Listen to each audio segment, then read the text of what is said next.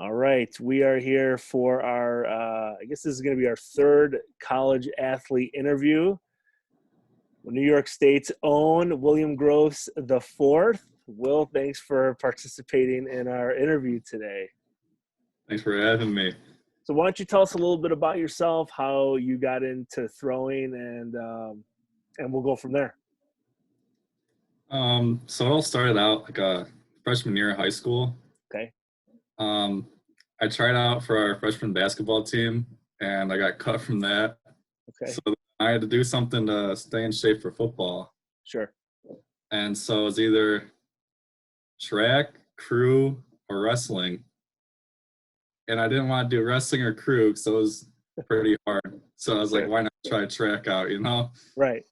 So I was a pretty small guy, probably like 5'9", 160. I couldn't even bench like 100 pounds. So I don't know how I got into throwing. It doesn't make any sense to me. But I just joined that.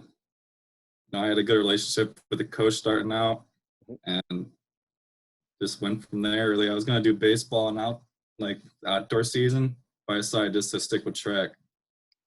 Well, I guess it's the lesser of the three evils, right? Like that's why I got in the throwing or in the track myself. I was cut from my seventh grade modified basketball team. So track was the only sport in the spring that didn't have cuts. And I never played lacrosse before. So I was like, okay, at least I'm not going to get cut. So if I wouldn't have got cut either, we wouldn't be having this conversation. So tell us about your experiences as a high school thrower here in New York. I don't know if you'll go into much detail, but I'll show you off a little bit. So you're one of, I think, 6 or 7 male throwers in New York State to throw 70 in the weight, 50 in the shot. You did it in the same meet last year. So you're in a very special group of throwers, male throwers in New York. But obviously you didn't start out as a 70-foot thrower. So tell us a little bit about your progression from being 5'9", 160 to what are you now, like 6'2", 6'3", 225, 230? Yeah, I'm like 6'2", 230, right around there. All right. So why don't you tell us a little bit about that progression from when did you start? What was your first season of indoor track? So that was would it be like 2015, I think, technically a freshman year indoor. Okay. And so all they had in there was like the shot put, right? Right. And I remember trying to throw the 12-pound, and that felt really heavy. I'm not gonna lie. Kind of funny now that I'm throwing the 16. Right. I started with that. I remember my first meet. I have a video. It's I think I threw 23 feet. Sure. And there's even a meet. I remember our senior had a rule: never throw under 20 feet. Okay. But I remember one throw, I threw 19 feet, and I was scared out of my mind what he was gonna do to me. But luckily, he didn't find out. So then I didn't do weight throw that year. So then I probably progressed to around 25 feet by the end of that season. Okay. And then I never did the glide like other people. I started right out with rotation. Okay. Well, that's interesting. That whole first season, I was just doing powers and wheels and stuff. Mm-hmm. And then, so I had rotation outdoor of that season, and I didn't break 100 feet in the disc. I was 99 feet something. That was my goal. So, and then I threw 35 in the shot, which is all right, I guess, for a freshman. I don't really know. Well, it's not bad. I mean, yeah. I mean, you improved by 10 feet in a couple months, right? Mm-hmm. I mean, that's not bad. I mean, most people, they can't do that in 4 years. So then I started with the weight, which kind of became my big event, obviously. Sure. My sophomore year. And so we were throwing indoor at a local community center. Mm-hmm. And it was a basketball rink. It was a middle school size. I wasn't even full size. They had the old metal style bleachers and a rubber floor type thing. So it was probably the slipperiest thing I've ever thrown on. And the unfortunate part was we couldn't actually throw the weight in there, just the shot. Mm-hmm. So my whole sophomore year basically was just doing a whole bunch of drills that whole time. I mean, the funny part was my coach was learning it with me too, and he actually taught us to hold the weight like the wrong way around. Hmm. So like for a righty, like our left hand's on the inside. He told us for the right hand on the inside. Okay. We got to the meet for the first time ever seeing a weight. We got Caleb, who's a thrower at Buffalo now, Hmm. like taught us how to hold it the right way and taught us how to throw it. And that was like our first experience ever throwing the weight was in a meet. And that was like that whole year was just only time I got to throw the weight was in a meet. Okay. How And that far do you like remember how far you threw your sophomore year with the weight? I think it was like a big PR. It was in this state meet and I luckily made. It was 53 feet. So you threw 50 feet, 53 feet with the 25-pound weight your sophomore year. How many times did you actually pick up the weight before you got to states, do you think? Probably around 10, maybe 12 times. Oh my Maybe. gosh. Wow. So you went from literally 0 to 53 feet in a couple sessions, couple Yeah. meets. Hmm. All right. So you're definitely onto something there, right? So there's a little, something going on, something special. Did you throw the hammer at all your sophomore year? I did the summer of Okay. that year. I just had one meet with that though. That was the Junior Olympics, right, at Brockport? Is that Yep, correct or no? the Yep. one Okay. qualifier. Right. Okay. So you throw 50 feet, 53 feet your sophomore year in the weight. You transition to your junior year, and it's kind of a little different story, right? Yeah, so the weird part was like the weirdest part was my sophomore year, I did 3 turns in the weight, but then Okay. my junior year I had like a lot more strength Hmm. and I couldn't handle 3 turns, so I actually went back down to 2. Okay. And so I started off right about where I left off, just off the year before. And then we actually got to throw once a week that year Okay. at this facility where I could throw. So that was Hmm. kind of nicer, I guess. Hmm. And so then again, luckily it made the state meet again. I hit another big PR there, and I ended up throwing like 59 feet. I Hmm. just 60. I was like 11th, didn't make finals. Right. Kind of mad about that. Hmm. Kind of hurt a little bit, but So you had that grip it and rip it technique with that two turn, right? yeah. So you just said you kind of felt a little, a little upset, a little dejected about not making the finals there. So what was kind of like the switch for you that summer between your junior and senior year to like that got you to the point where you are now as a Division I thrower? I think the biggest thing was basically my first 3 years of track were just staying shape for football. Right. But after that third year, I was like, maybe I could actually go somewhere for track. I mean, nothing was really working out for football, it seemed Hmm. like. Hmm. So I decided to not do football my senior year. Okay.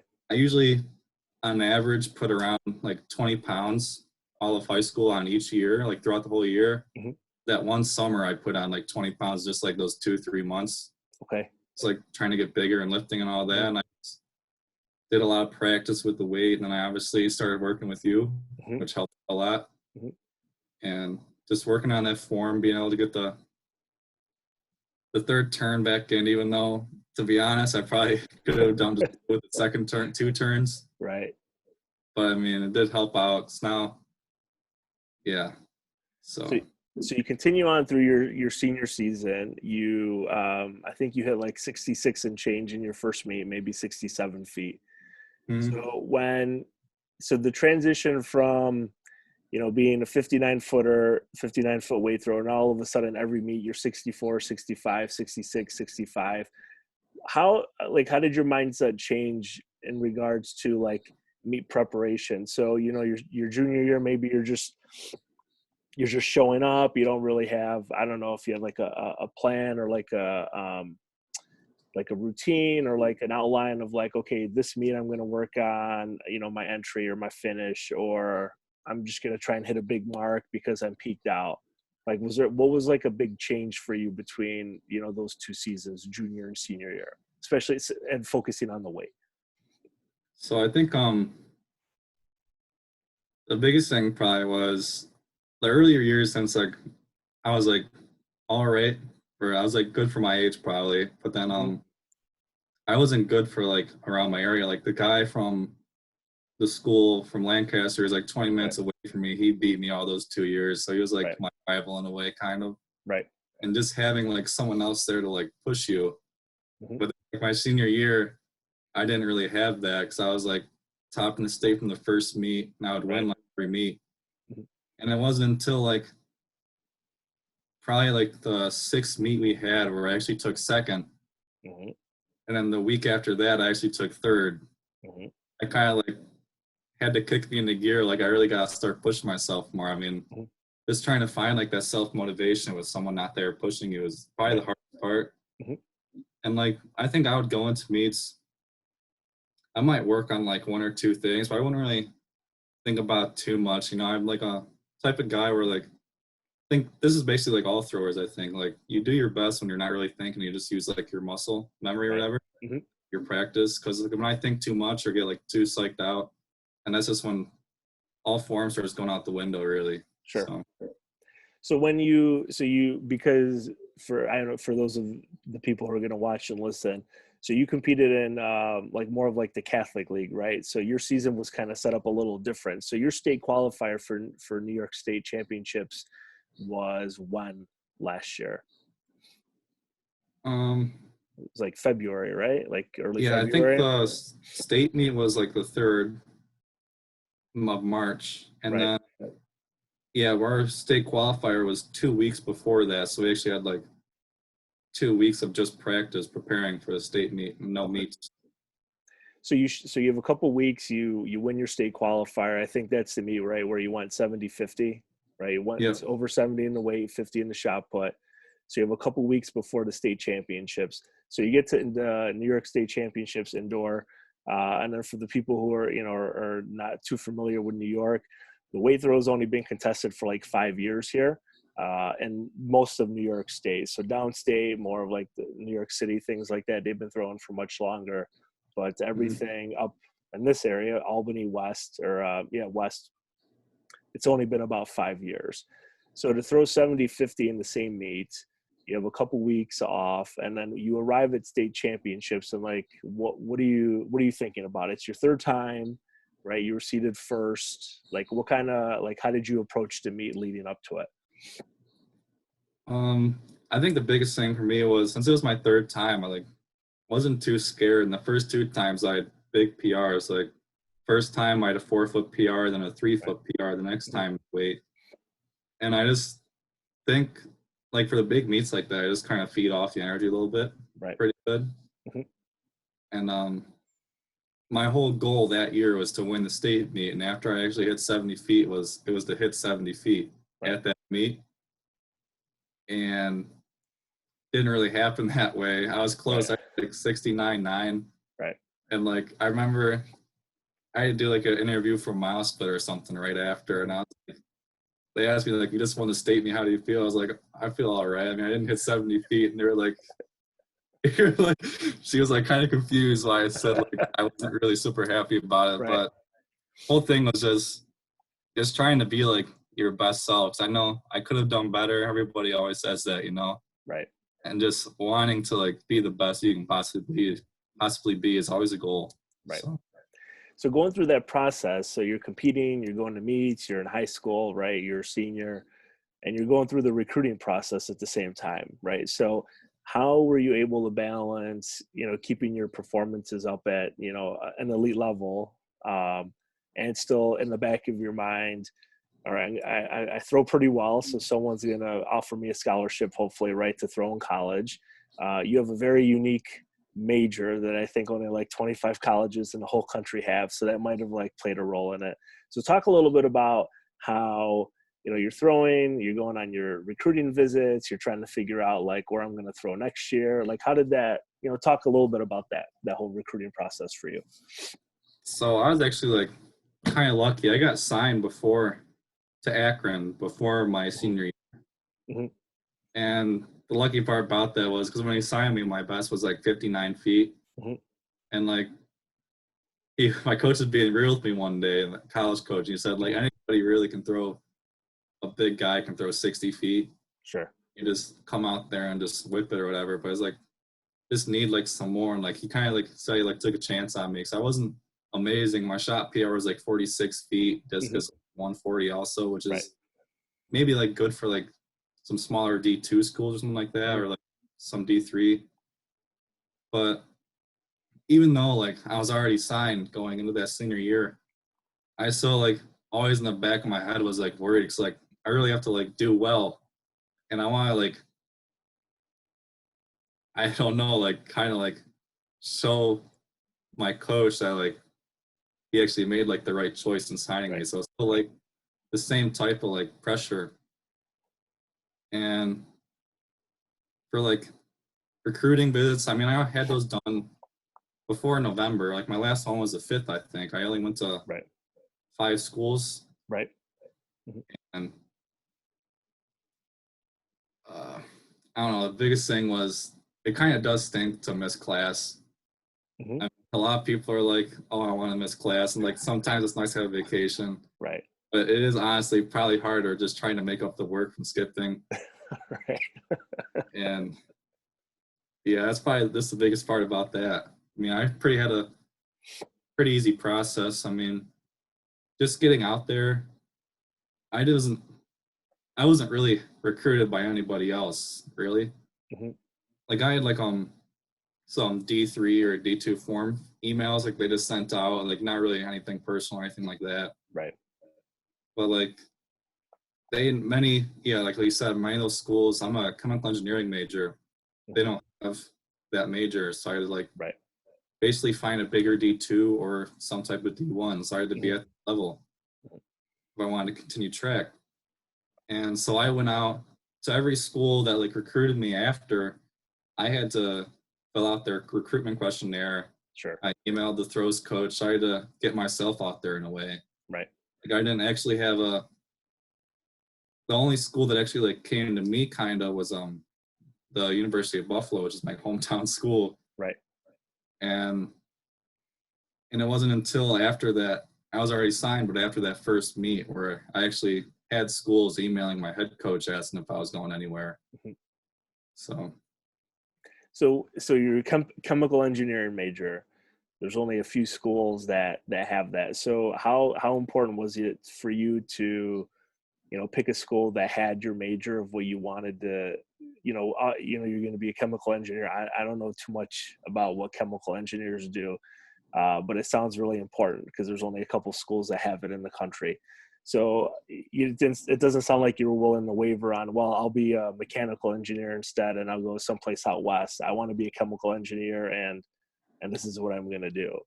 So how much of that like played a factor in making the decision to go to Akron versus, some other MAC school or SEC or, Big Ten, something like that?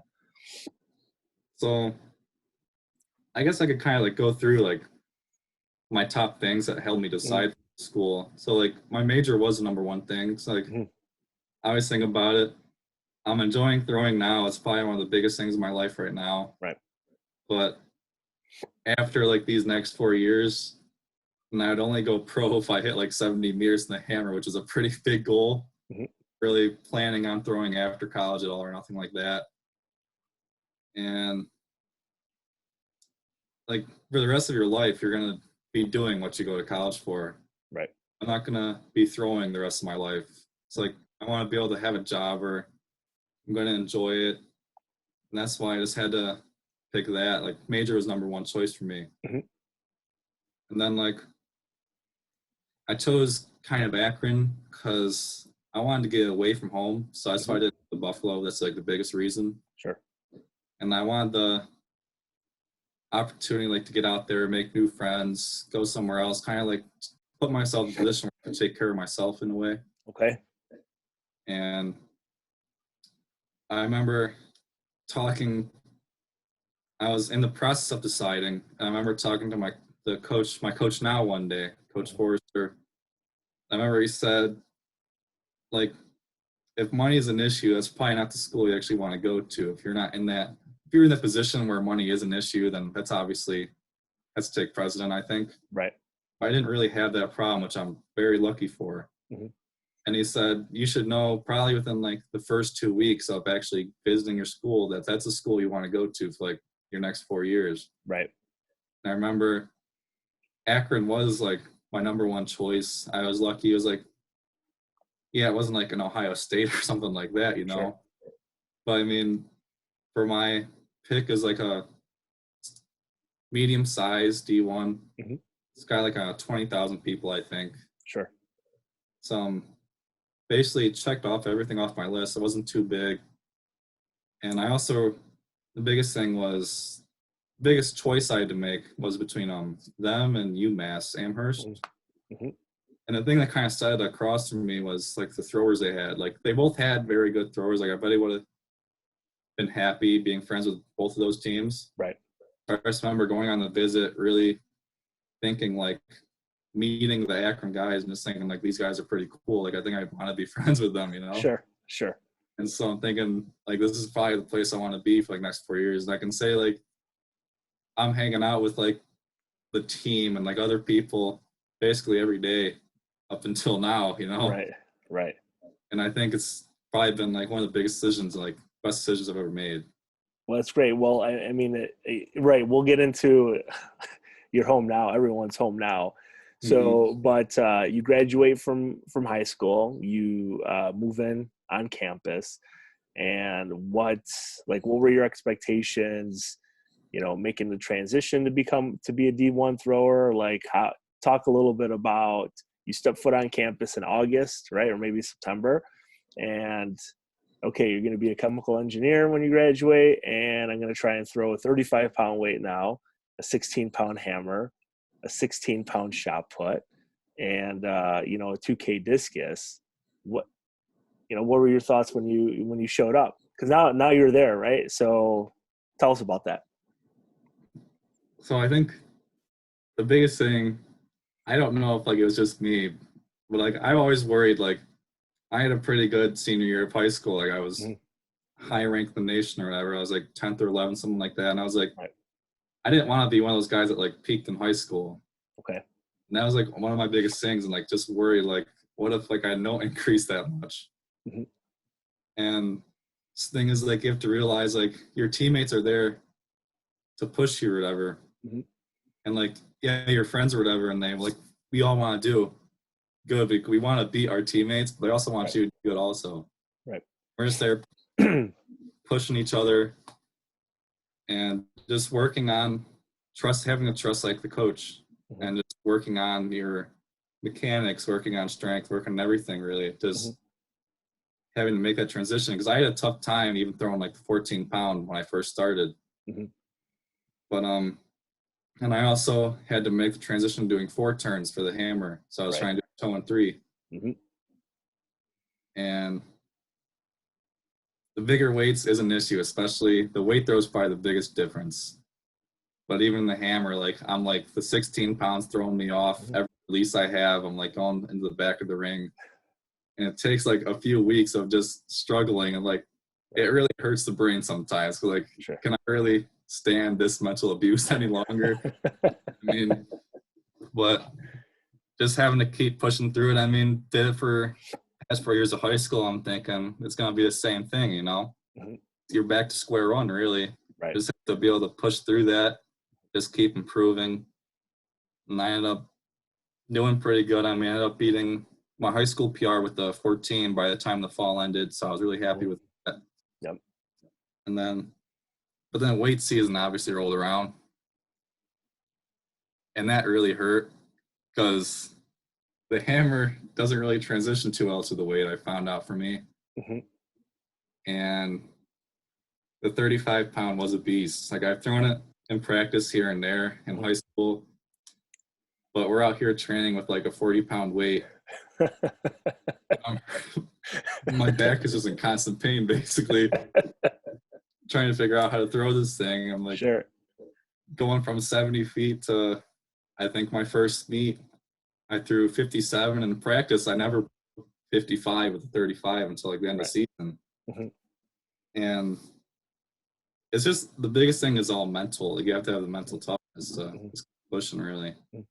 So talk a little bit about that, the mental stuff. So is there anybody at Akron that like sports psychologist or mental conditioning coach, or is there somebody that meets with the athletes, maybe like at the beginning of the season, or, talk a little bit about how, you prepare now, right? So maybe it is a little different where, okay, the focus for this meet is to try and hit a toe and 3 in the weight. And if it goes 16 meters, okay, but we want to make sure that we stay in the circle, or, what's the goal setting process like for a D1 thrower? So we do have like sports psychologists help if someone's having, let's say, like depression issues, something like that, or just anything going on at home. I don't take advantage of that. I don't really think I need that too much. Mm-hmm. But yeah, like I remember going into my first meet, I'm a big proponent of taking pre-workout before I throw to Okay. help picked up. Sure. And my one I guess she's technically not my coach, Abby. She is in her 5th year, but she doesn't have a season. So she's just kind of helping the coach. And Sure. she was like, I think she was training for Olympics or whatever. Mm-hmm. Now it's pushed off. Right. And she like kept telling me, like, I don't think you're gonna want to take that for this meet. Like, this is your first college meet. It's a little bit different than high school. And I was like, I was talking way too much. Sure. Just running around at the meet. I had way too much energy. Right. And luckily, I did all right for my first meet. I mean, yeah, I don't really know. So what was the easiest transition for you? Was it more of an academic thing, or was it more of like staying in the routine of, okay, I'm in class until 3:00, then I go to practice for a couple hours, then I, dinner, study, like what was something that you really, was kind of like a seamless transition? So I think it was probably mostly the classes. Okay. I mean, the biggest difference is like we have a 4-day class schedule. We don't have 5. Okay. So like Monday, Wednesday, I'd have 3 classes. They're all spread out throughout the day, starting at 7:15, and then my last class ended at 7:25. Okay. Wow. But there's like I had 2 big gaps in there, one for practice from like 1:30 to 5:30. Okay. And then I had another gap in the morning. It's like I'd get breakfast, I'd eat lunch, go to practice, and I'd eat dinner after that last class. Just basically, you have like so little time kind of Mm-hmm. that you are forced in that time to study. If you want to make sure you get everything done, you have to make sure you get your homework done in that time you're given. You don't want to be staying up until like 2:00 in the morning having to work on an essay the night before it's due. Right. Just learning like that time management. As an athlete, it's actually probably easier to do time management, especially like for freshmen. A lot of times they'll make you do study halls. I fortunately didn't do that, but they'd have 6 hours of study halls they have to go to, work tables. Wow. And they'd make sure that you're getting your work done. You're like, being an athlete probably is hard, having the time to get everything done, but they're also making sure that you are still working on that major, because they realize that college, you're not paying to be there to throw, you're paying to be there to get your education and have a job when you get out. So if you don't mind me asking, maybe you don't want to share, what was your GPA the first semester there at Akron? It was a 3.54. 3.54. So is that pretty good for a chemical engineer? I'm not sure. I'm just like asking. I think so. They let you come back in the spring, right? Yeah, so it was, all right, so that's Dean's good. list is a 3.5, so I got that. Okay, that's good. That's pretty nice. Mm-hmm. But.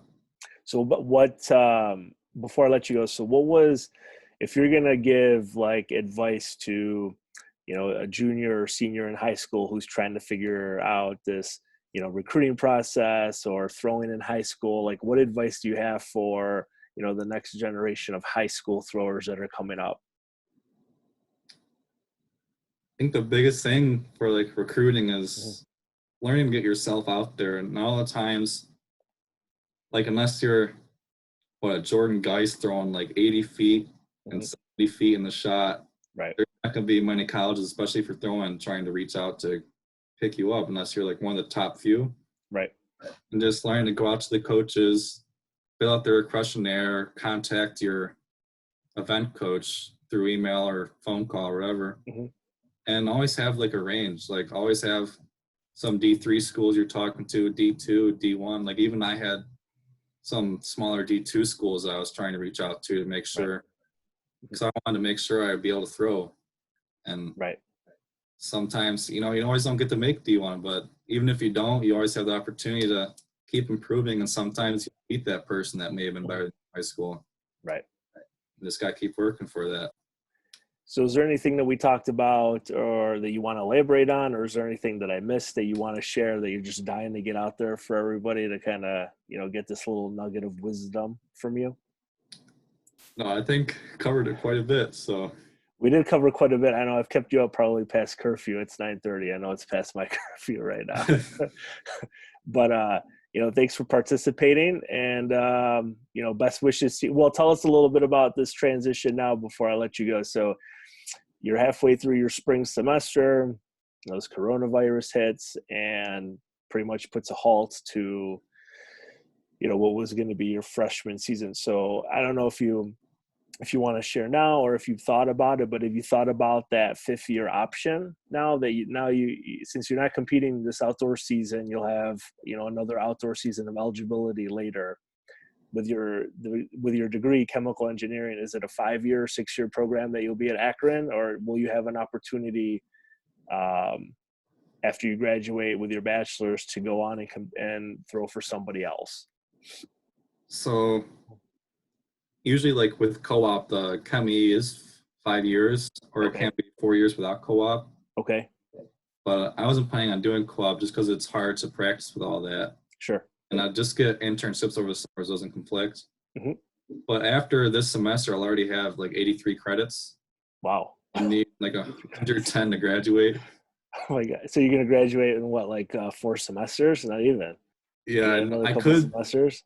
If I pushed it, I probably could. Oh my gosh. Take 4 years at Akron. I'll probably pick up a minor here on the way. Sure. And then if I was doing the 5th year, it'd be, I don't really know if I want to do yet. It'd be trying to get my master's. Mm-hmm. That would be more for like research work. I'm not really sure what I want to do yet, Sure. Well, I mean, you have a long time to think about it. I mean, you have at least a couple of years before you have to figure that stuff out. But I appreciate you taking the time tonight to participate here. A lot of good stuff for high school throwers and even those who are still trying to make the decision on whether they're going to throw in college next year. I appreciate your time. Well, thanks so much.